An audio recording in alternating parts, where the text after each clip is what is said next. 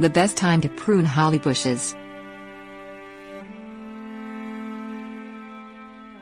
Although they are often associated with the Christmas season, holly bushes add beauty to any landscape all year round. Whether pruning holly into hedges or to maintain their shrub-like shape, knowing how to prune your holly will make all the difference. Timing. Although several species of holly exist, most should be pruned in December, when bushes are dormant. AmericanForests.org indicates that pruning during harsh winter conditions will cause purple spots to develop on leaves. Pruning during summer or soon after flowering will result in loss of berry production. Method. Prune holly bushes by removing dead, diseased or excess growth.